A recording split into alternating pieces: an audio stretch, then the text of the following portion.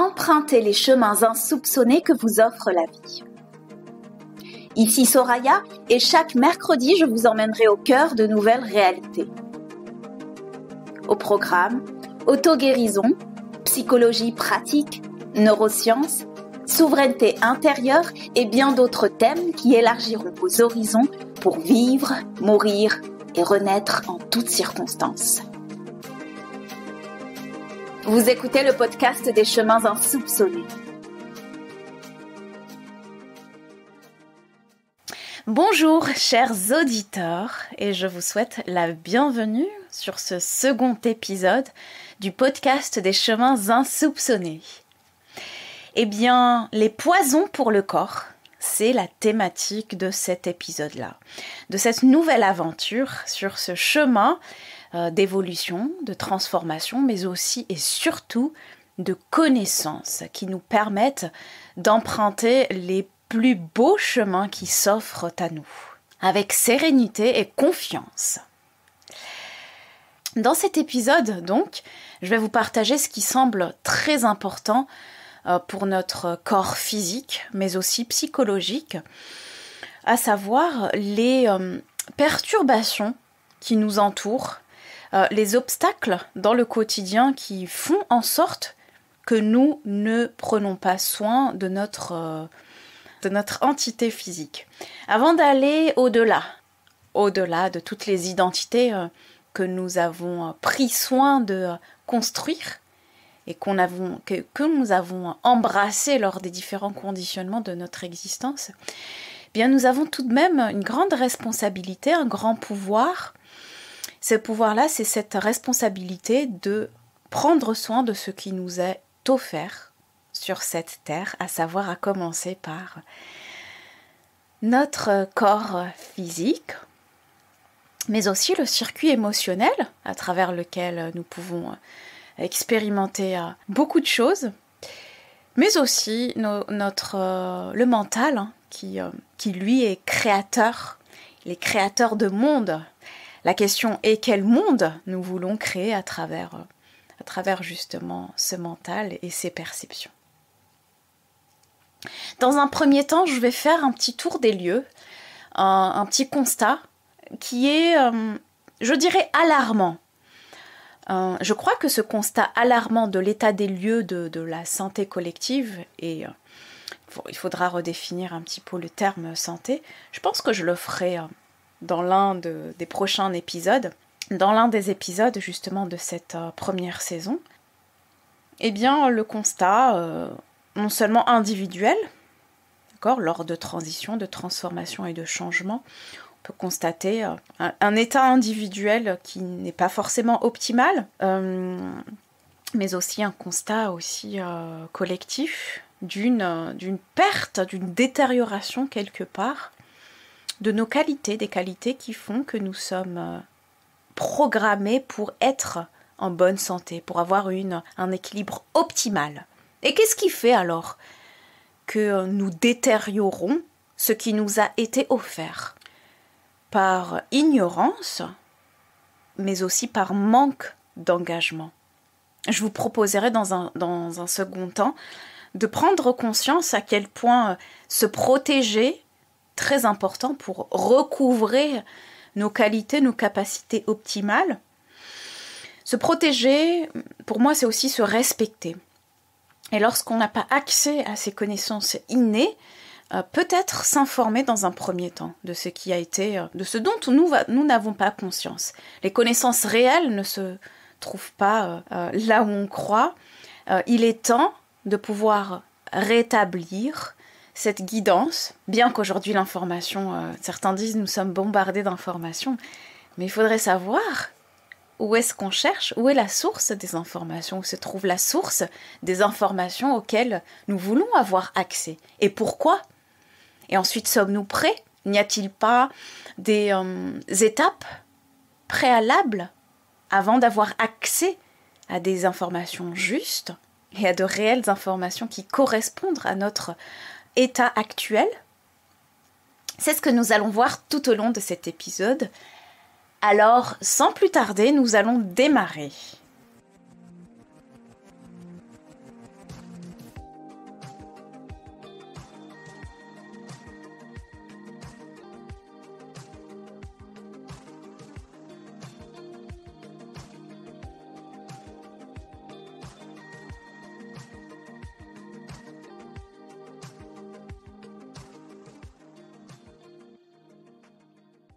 Je vais démarrer avec un chiffre, des chiffres. Je suis tombée sur un rapport de l'ANSES qui a été publié en février dernier de cette année, donc il n'y a pas très longtemps de cela, donc c'est assez actuel. 95% de la population française serait exposée à un risque de détérioration de sa santé.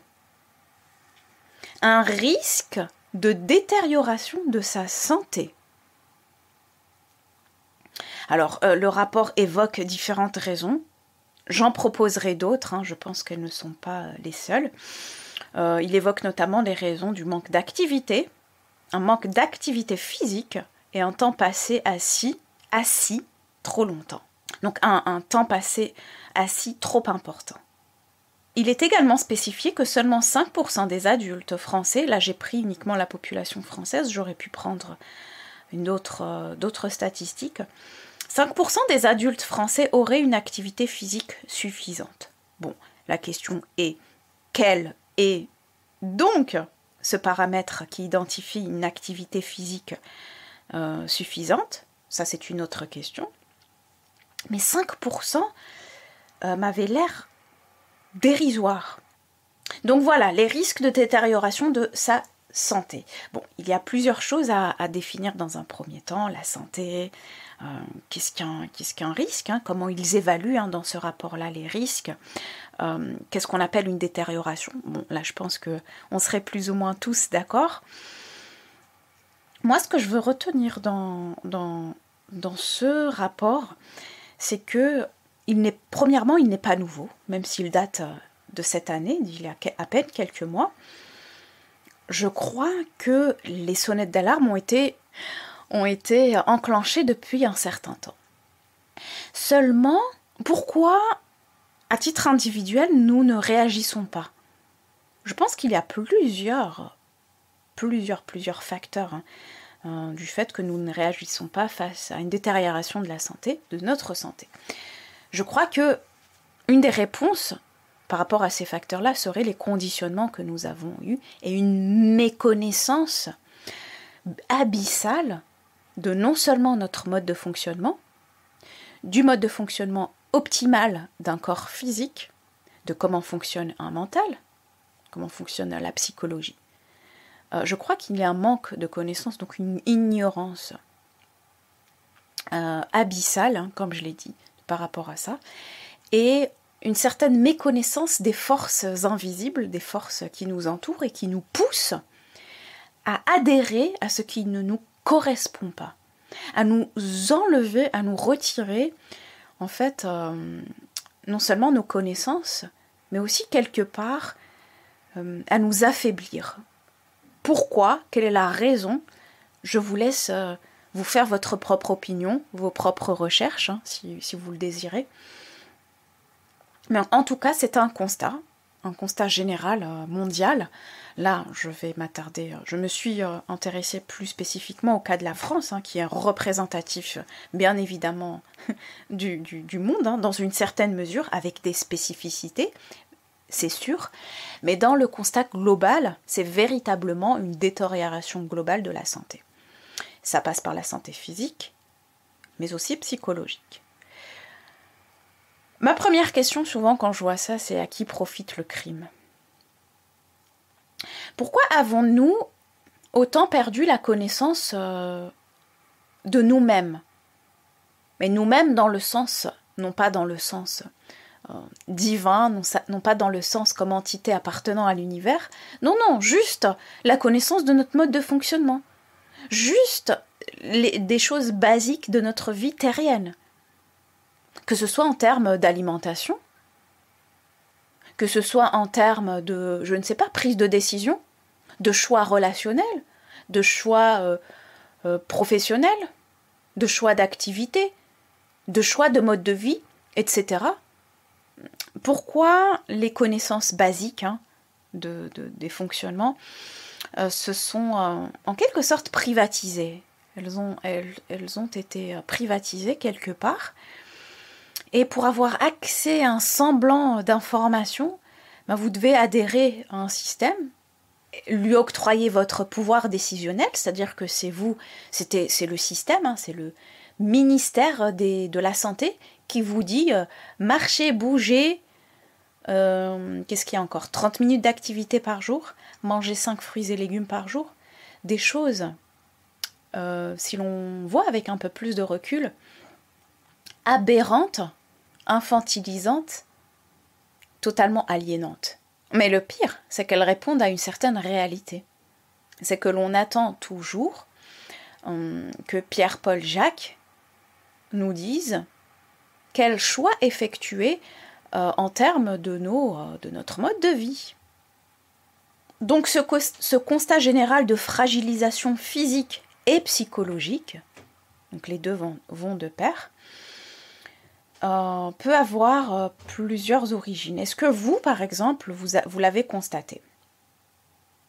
Au-delà même de la charge, par exemple, de travail que vous pouvez avoir, des questionnements que vous pouvez manifester, du manque de confiance, de connaissance, d'éclairage, de guidance, voilà, une sorte d'addiction, peut-être une sorte d'addiction à une recherche d'informations extérieures pour pouvoir aller mieux.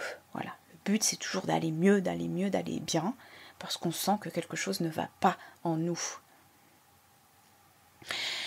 J'ai pu mettre en lumière certains facteurs potentiels de cette fragilisation physique et psychologique collective.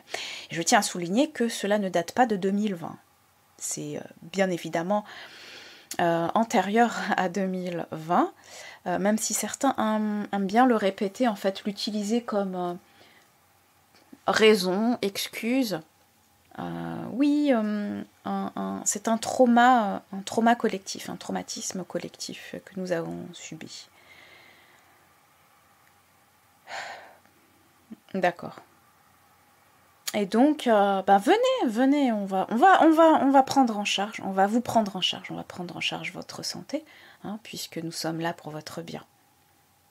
Un des facteurs dont nous avons tous connaissance, et dont nous avons un peu de marge de manœuvre, et sur lequel nous avons peu de marge de manœuvre, c'est la pollution. Que ce soit la pollution de l'eau, je vous invite à vous informer sur ce que contient l'eau du robinet, si vous êtes par exemple en ville, si vous vivez en ville actuellement, que contient l'eau du robinet, pourquoi. Je vous invite aussi à vérifier donc, cette information-là à travers différentes sources d'informations. Bien évidemment, on ne va pas vérifier cette information par rapport chez le distributeur d'eau. Ça serait comme demander à un vendeur si son produit est de qualité. Ça, vous imaginez bien que la réponse serait biaisée. L'eau, l'air que nous respirons, en fonction de là où nous nous trouvons, les pollutions sonores également ont un facteur sur notre état psychologique général. Les pollutions de la terre, la pollution de la terre à travers les produits phytosanitaires, pesticides, herbicides, etc., qui altèrent non seulement la vie qui se trouve sur Terre, donc qui réduit la vie, qui réduit l'activité microbiologique, par exemple, de la Terre, et qui fait qu'il y a un appauvrissement de la fertilité des sols, et donc qui dit appauvrissement de la fertilité des sols, dit forcément une moindre qualité des plantes donc comestibles que nous mangeons, que nous ingérons, de la qualité nutritionnelle donc de ces aliments. Tout est lié, c'est véritablement lié. Je crois que, je ne sais plus le chiffre exact, mais par exemple une pomme d'il y a 50 ans, en termes de qualité nutritionnelle, c'est-à-dire en termes de contenance nutritionnelle, est X fois plus grande qu'une pomme aujourd'hui, maintenant. Bien que, entre guillemets, naturelle, c'est-à-dire sans forcément de produits chimiques. tout juste cueillis lors de la saison adéquate, eh bien pour autant, il y a tout de même une baisse de qualité nutritionnelle il y a une 50aine d'années. Donc ça a aussi un impact sur la fragilisation physique et aussi psychologique. Les deux, encore une fois, étant liés.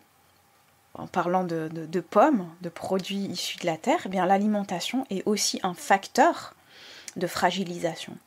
Dans l'alimentation, donc tout ce qui est comestible, nous connaissons très bien l'entreprise, enfin les géants agroalimentaires qui vendent littéralement des poisons que nous ingérons, soit par habitude, soit par ignorance, qui est souvent le cas, soit par manque de conscience, par inconscience aussi, et par manque d'engagement, parce que ça ne nous intéresse pas forcément de faire des démarches pour pouvoir rechercher ce qui est meilleur pour nous.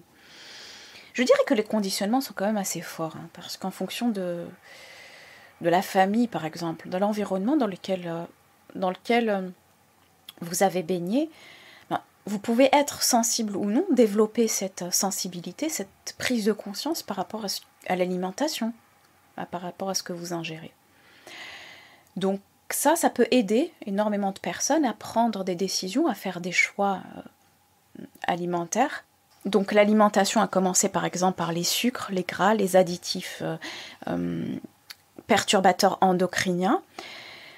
Et puis ça se fait par petites doses, les petits poisons par-ci par-là, c'est pas forcément très grave. Et puis tout le monde fait ça. Lorsqu'on est intégré à un système, on intègre aussi le mode de vie qui l'accompagne. Et c'est très difficile de ne pas être, entre guillemets, pris par ce qu'on nous offre en masse, parce que finalement, on ne voit que ça, lorsqu'on ne cherche pas ailleurs.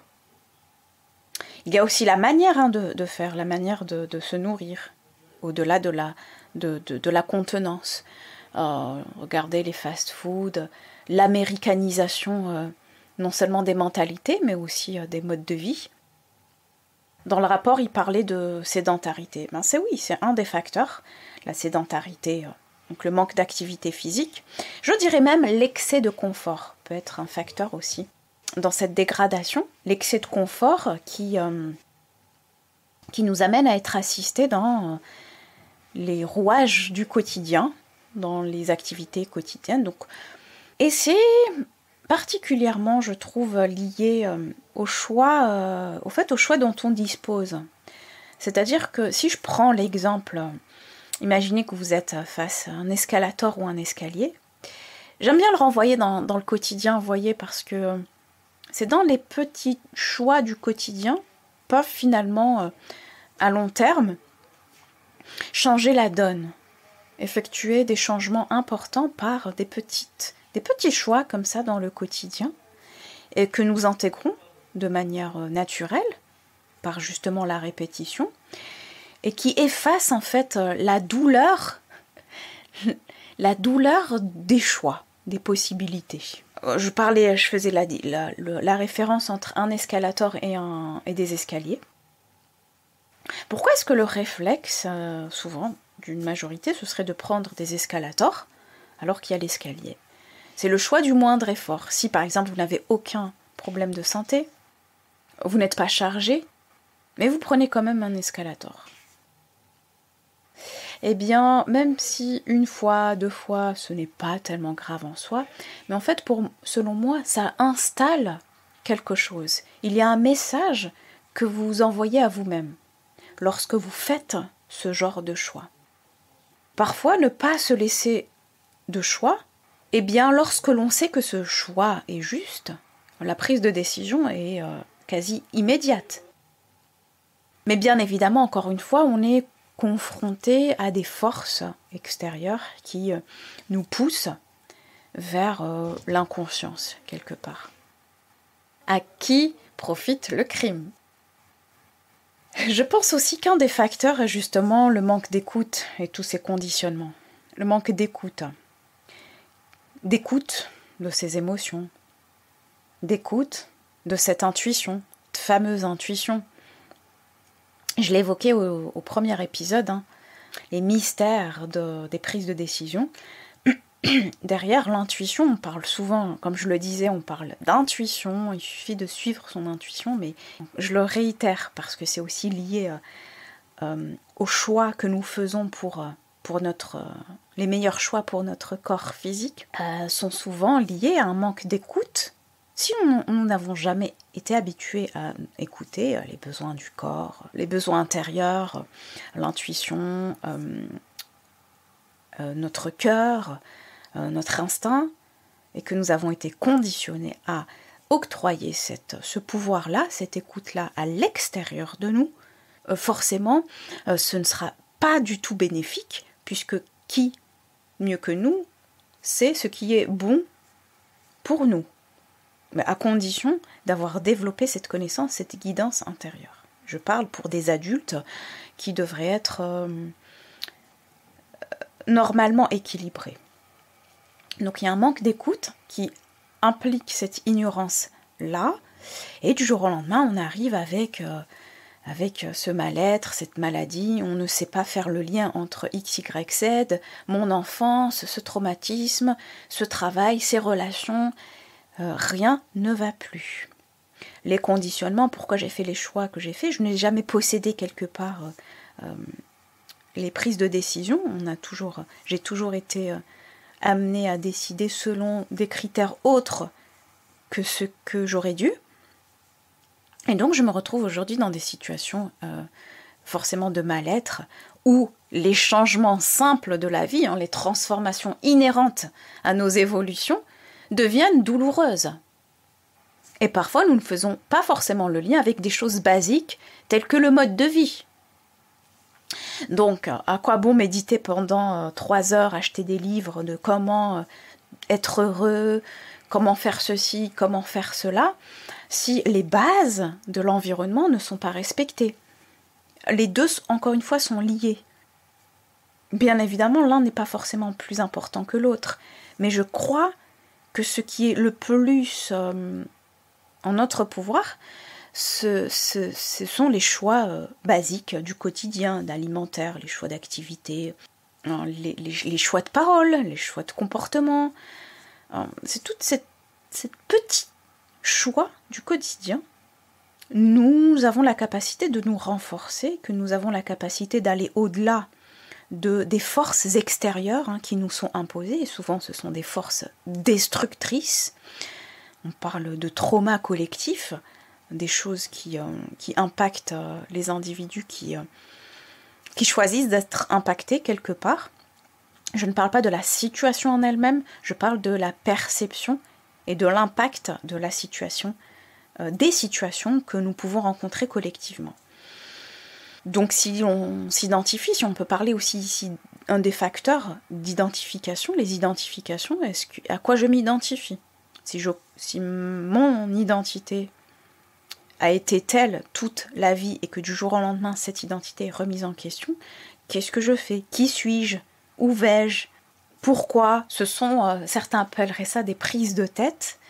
En fait, si on ne s'est jamais posé la question de manière consciente, au moins une fois, ces questions-là viendront assez violemment en pleine figure, et qu'on peut appeler la crise de la quarantaine ou d'autres formes de crise, sous forme de maladie, de séparation, de perte, etc., etc.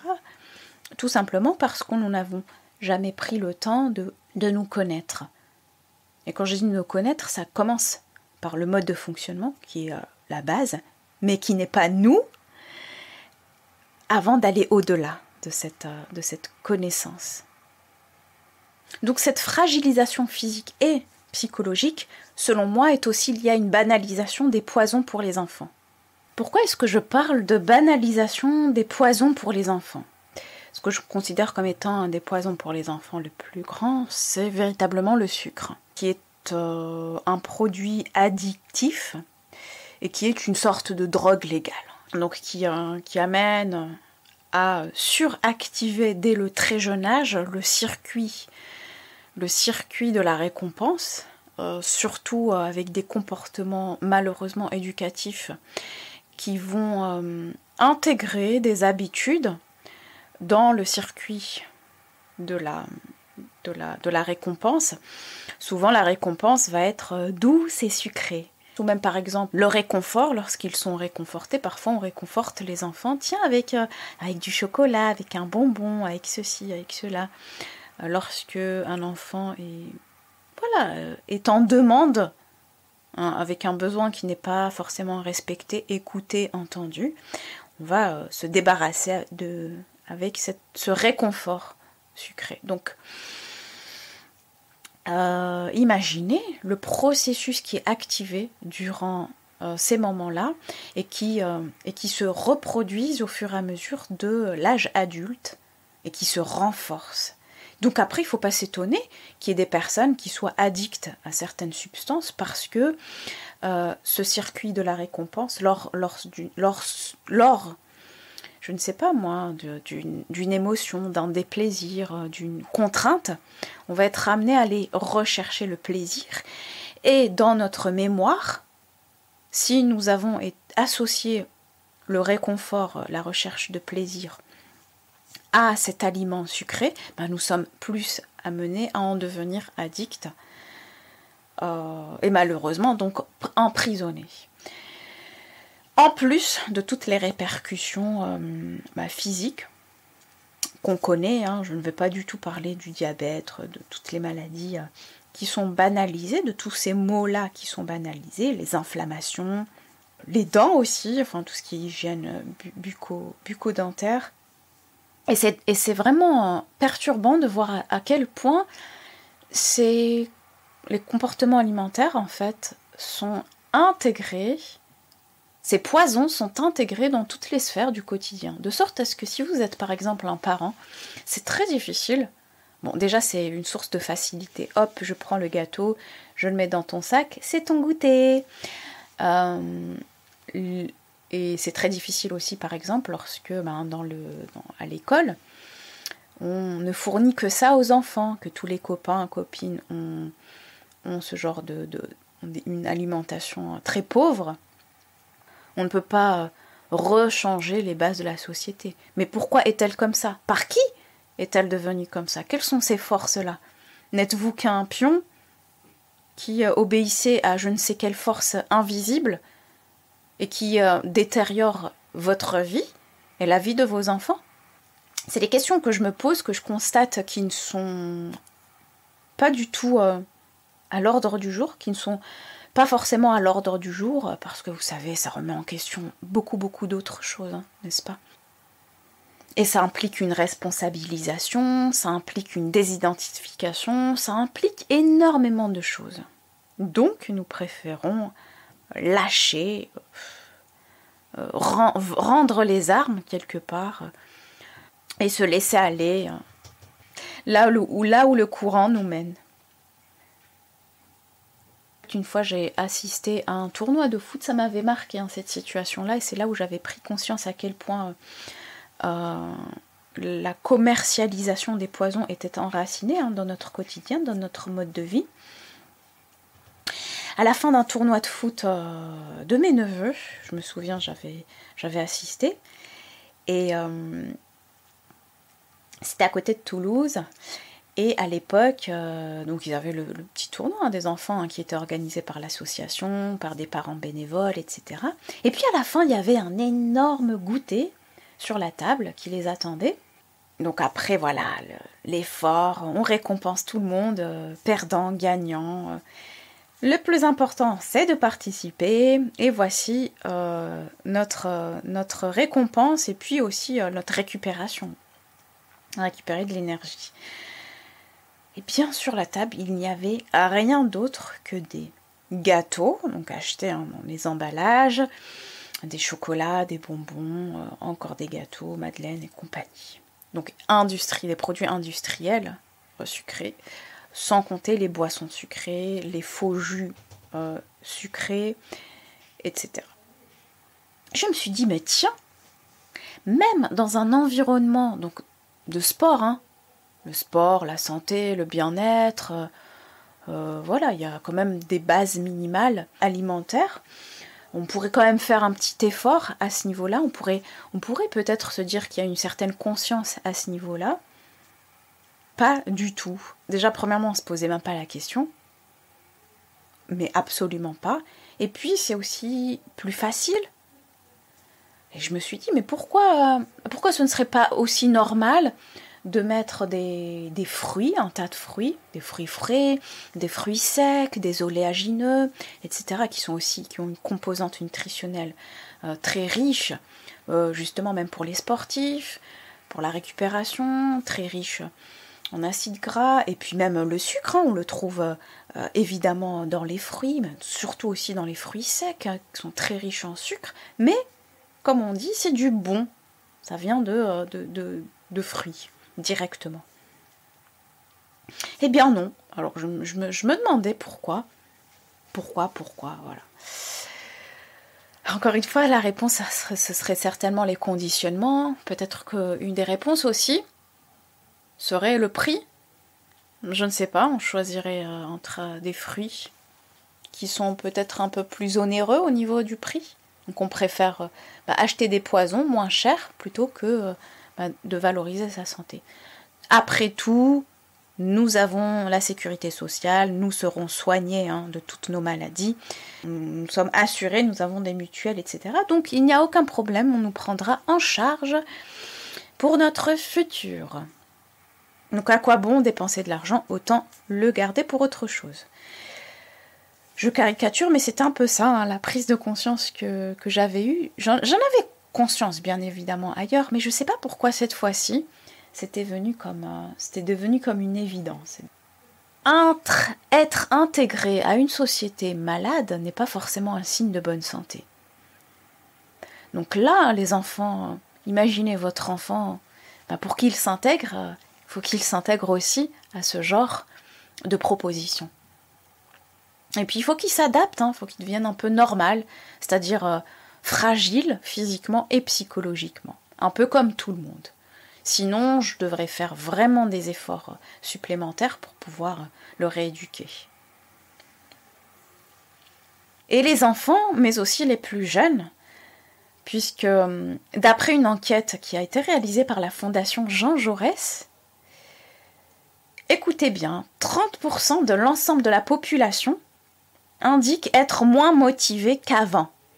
Donc ça, c'est une enquête qui date d'il y a quelques semaines, quelques semaines de cette année.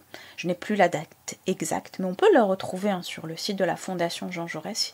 Ils ont effectué des enquêtes assez intéressantes dans le domaine. Je me suis dit, bon, déjà, définissons la motivation, peu importe.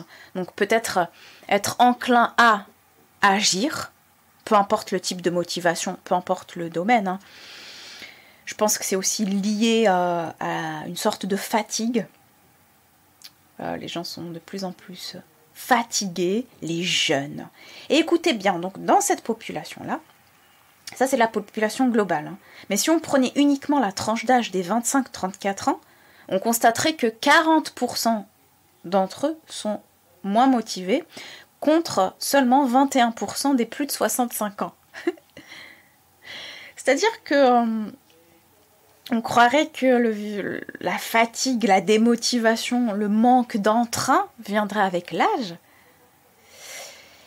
Notre génération et les générations futures cassent cette tendance naturelle, puisqu'il est plus naturel d'avoir moins de capacité, donc moins de vitalité, entre guillemets, avec l'âge. En général, bien que donc nos capacités physiques propres, naturelles, sont plus enclines à diminuer avec l'âge, ce qui est un processus totalement naturel. Mais là, ça a battu tous les records, c'est-à-dire on n'est plus du tout là dans le naturel, mais totalement artificialisé. 40%, c'est-à-dire presque la moitié, presque un jeune sur deux est démotivé, blasé, fatigué, à quoi bon, pourquoi, allez, après tout, c'est bon, laissez-moi tranquille, je vous donne ce que je veux, l'essentiel c'est d'avoir mon petit lit, mon café, mon réconfort, ma petite vie tranquille, laissez-moi, je vous donne tout ce que vous voulez. Et bref, donc il y a ces constats-là. Encore une fois, ma question, c'est à qui profite le crime et les pressions de plus en plus grandissantes des industries fait que nous sombrons par ignorance, par aussi manque de conscience et par déresponsabilisation vers une autodégénération individuelle mais aussi collective.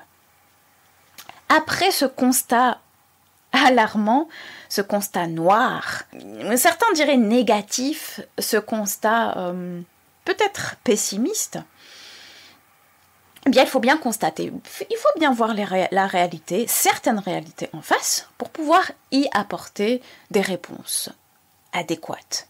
La notion de respect et des besoins du corps va ici être primordiale. La notion de respect de soi. Pourquoi se déresponsabilise-t-on, par exemple, de nos actions quotidiennes en termes d'alimentation, de recherche du meilleur pour nous? Pourquoi se déresponsabilise-t-on quant à la connaissance du mode de fonctionnement de nos pensées, du mode de fonctionnement de ce circuit émotionnel, du pourquoi, du comment? Pourquoi recherchons-nous seulement un soulagement des pilules plutôt que de réelles connaissances, savoir, afin de les intégrer dans notre vie, dans une vie plus riche, plus épanouissante, plus intense, plus vivante?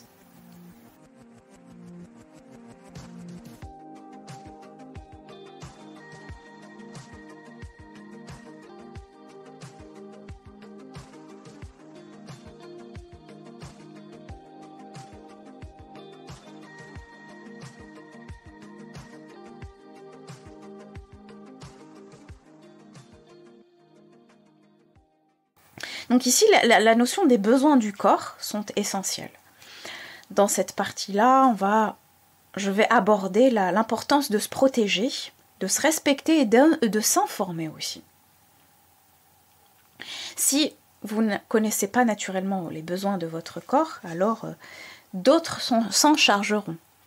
Et les besoins sont non seulement individuels et dépendent du temps, c'est-à-dire quelle période de votre vie vous trouvez, dépend de votre mode de vie, dépend de votre charge de travail, physique, mental, etc. Ça dépend de l'environnement dans lequel vous vous trouvez, ça dépend de vos prédispositions. Ça dépend de tellement de paramètres que rechercher l'information à l'extérieur n'est pas forcément la meilleure solution. Rechercher l'information quant au fonctionnement serait peut-être une ouverture.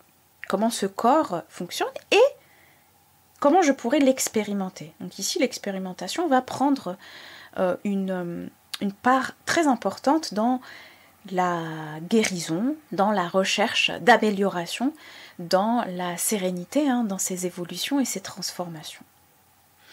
Donc je vous invite à non seulement vous informer, encore plus que vous informer, apprendre, vous avez d'innombrables accès à l'information de nos jours, que ce soit à travers ce monde virtuel, digital, à travers des livres, à travers des conférences, il y a énormément de possibilités, mais variez vos sources d'informations, expérimentez et ne restez pas bloqué, figé sur une solution.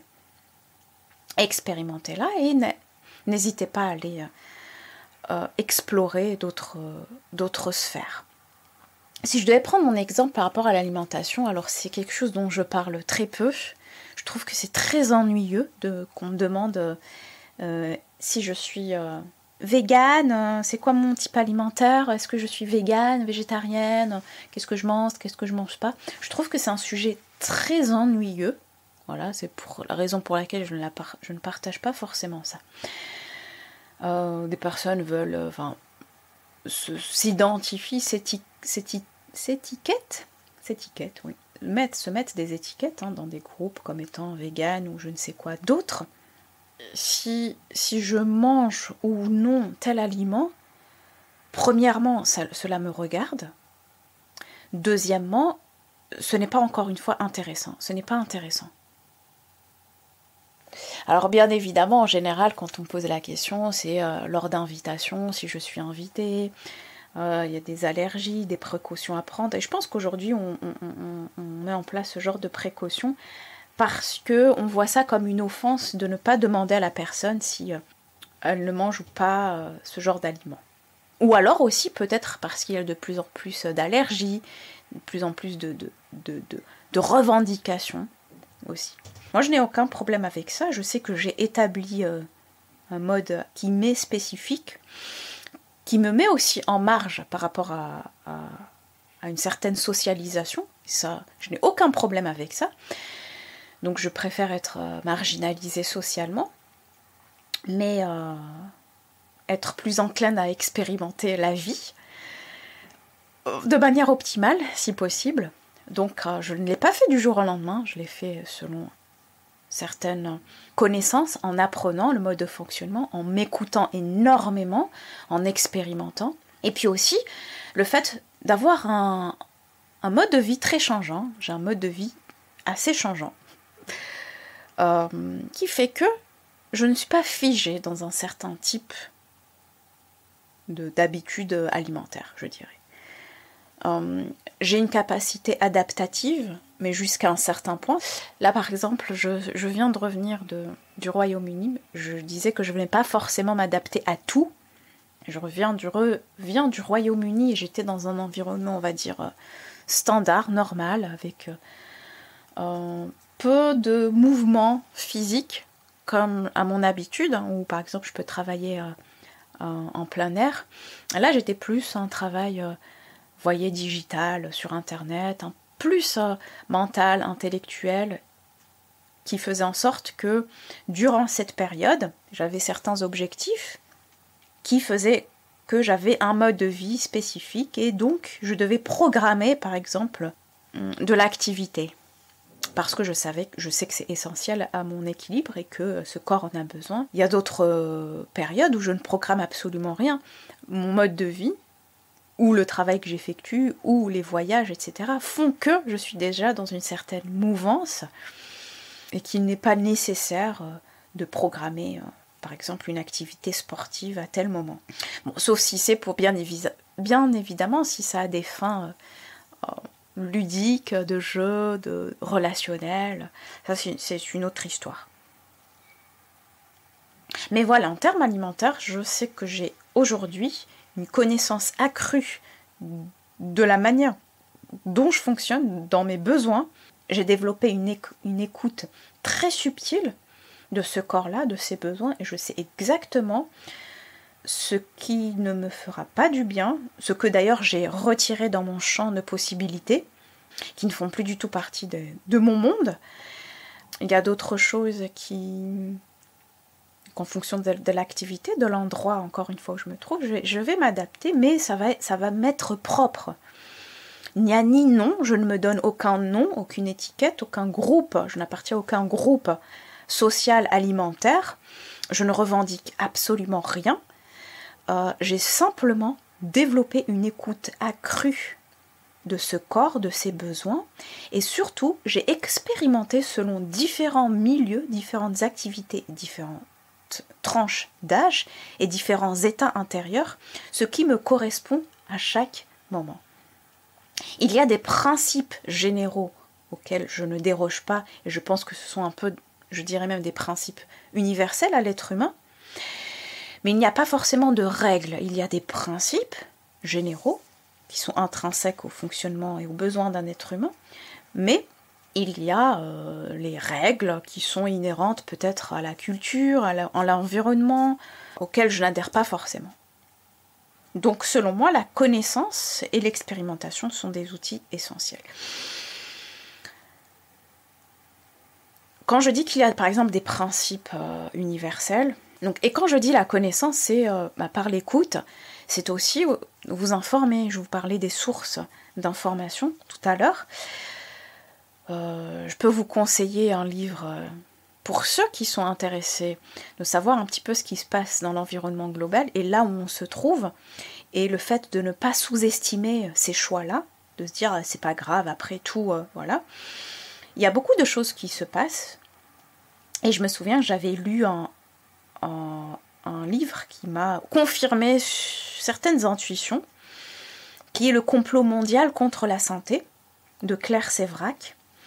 Pour ceux qui sont intéressés de savoir de comment les lobbies fonctionnent pour vous proposer ce genre d'aliments, et que, au fait, la banalisation des poisons vient nourrir certaines industries, au détriment, bien évidemment, de votre santé, dont on s'en fiche royalement. Il y a l'ouvrage qui m'avait accompagné assez peu. Il m'avait été conseillé il y a de nombreuses années par ma sœur, elle l'utilisait pas mal. C'est Les additifs alimentaires de Corinne Gouget.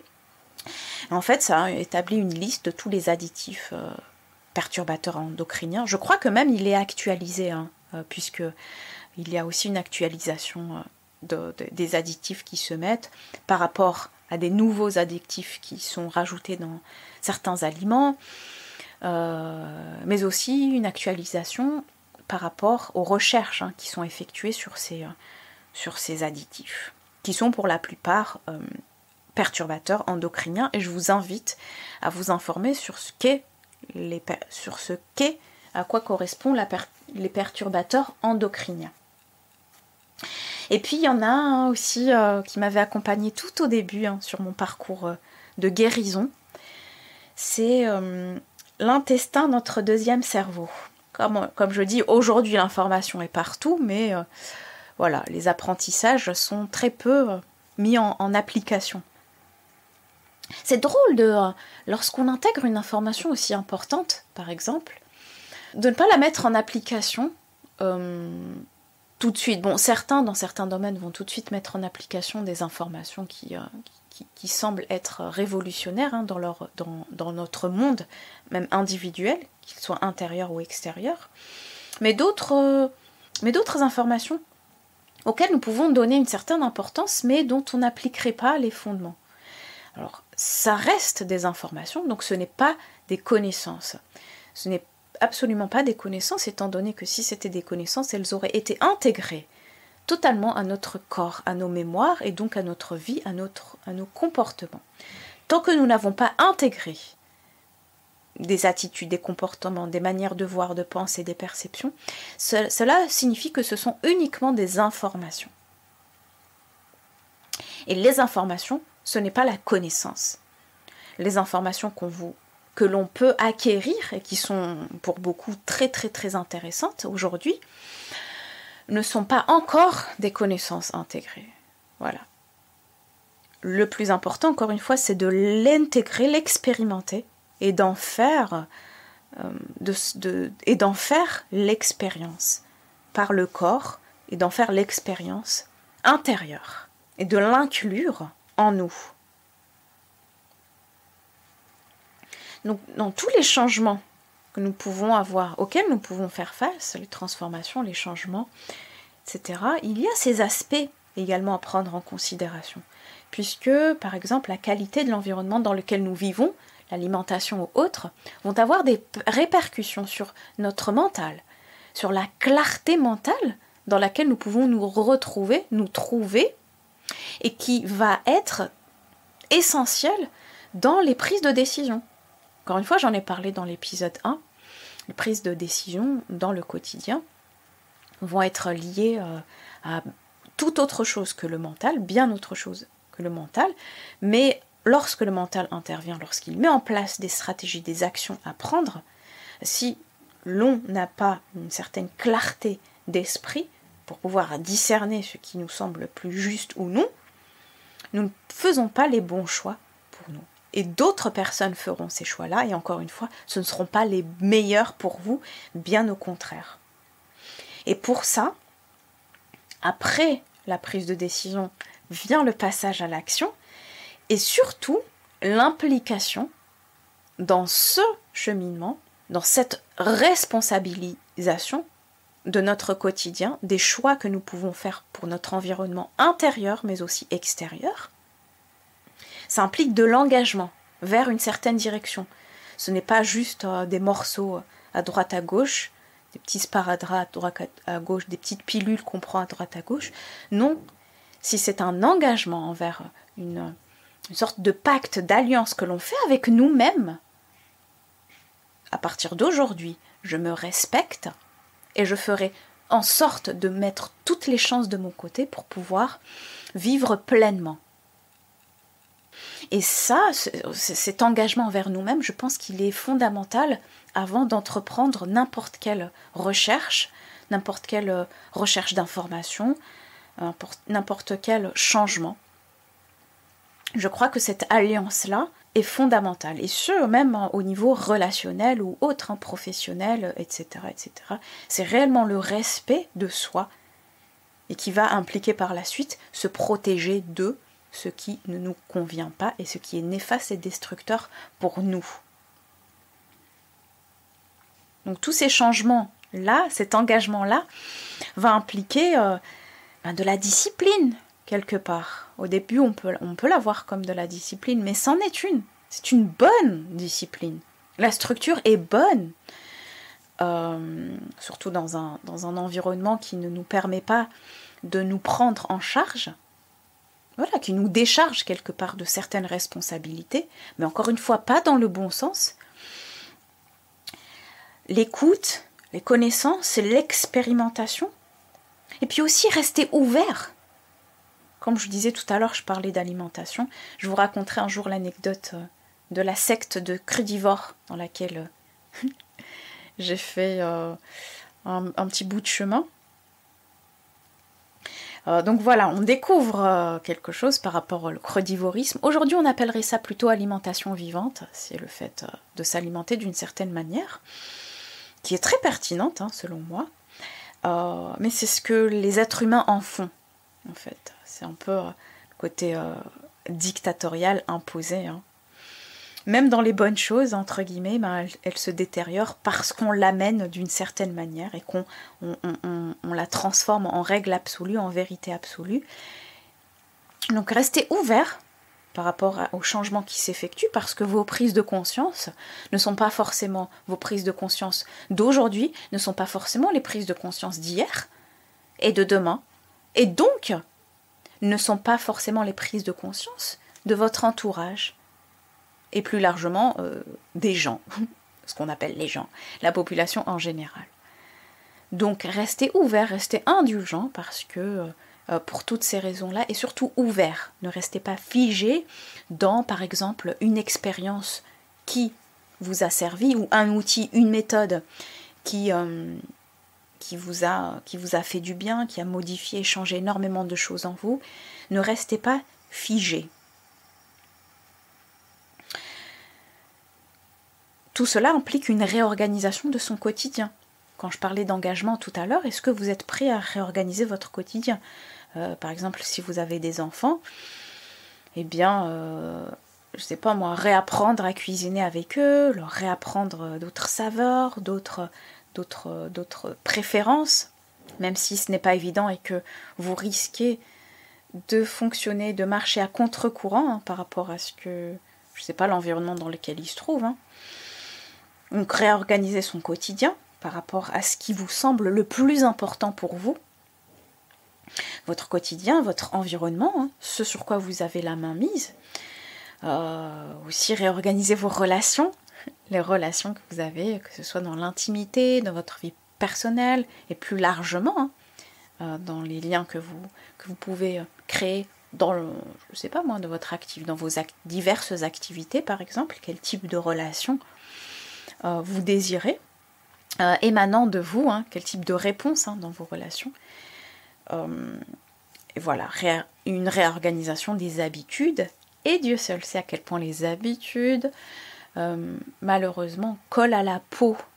Ça devient presque comme des entités qui s'accrochent, comme des êtres vivants qui s'accrochent et qui se nourrissent de vos comportements, de nos comportements, et qui eh bien, sont bien là où elles se trouvent. Et le jour où on désire s'en débarrasser, en finir, eh bien, elles ne sont pas forcément, ces habitudes-là ne sont pas forcément toujours du même avis.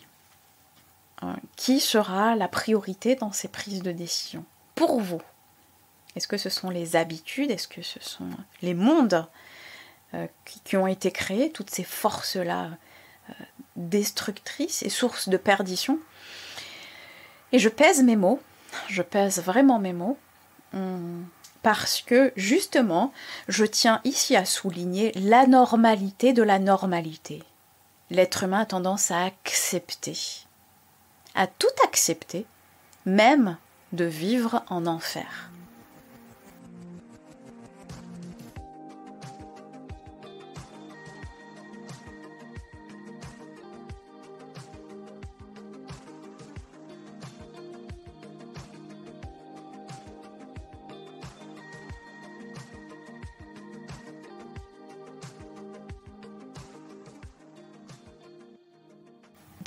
Dans cet épisode, nous avons fait le tour, plus ou moins, du constat alarmant aujourd'hui, mais vraiment de manière générale, j'avais envie de vous partager cette chose-là, même si certains l'appelleraient négative, mais oui, elle fait partie de certaines réalités. Il est important de voir certaines choses, même que l'on ne veut pas voir, qui font partie intégrante d'une réalité collective qui ne nous est pas favorable. La bonne nouvelle, c'est que nous sommes capables d'agir dans un certain sens. La bonne nouvelle, c'est que cela nous donne l'opportunité de prendre position pour nous et notre vie et les choix que nous faisons, que nous abordons. Ça nous donne l'opportunité de clarifier la direction vers laquelle nous voulons aller. Cela implique, dans un premier temps, effectivement, peut-être de l'effort, peut-être pour certains des douleurs. On n'est pas obligé de passer par la douleur, mais peut-être que oui, c'est un passage obligé. Alors oui, passons par cela. Donc lorsque l'on prend cet engagement-là, dans les choses les plus basiques du quotidien, de retransformer ce qui est important, dans les choses les plus simples du quotidien, ça renforcera non seulement l'aspect physique, ça renforcera également notre aspect psychologique, de savoir que nous sommes capables d'eux, et ça nous ouvrira des horizons intérieurs. Ça nous permettra de nous reconnecter. Ça prendra peut-être du temps pour certaines personnes. Et justement, ce temps est très important. Comment voulez-vous trouver des solutions à des problématiques qui ont perduré pendant des années et des années? Et cette patience-là sera d'autant plus acceptée, intégrée, dans la mesure où cette alliance avec nous-mêmes sera indestructible.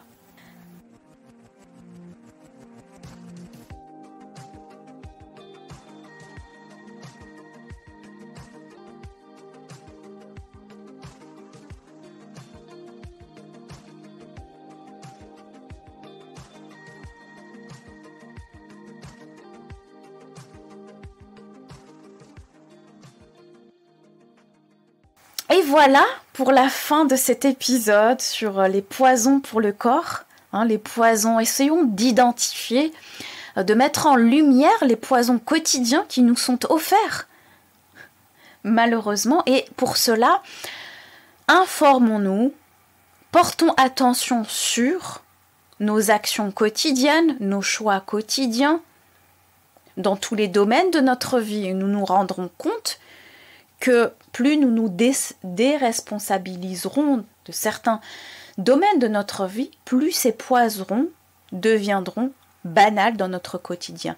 Nous ne les acceptons pas, acceptons les bienfaits que la nature, que la vie nous offre, et non les poisons créés par l'homme. Voici la fin donc de cet épisode-là, de cette nouvelle aventure, de ce podcast des chemins insoupçonnés.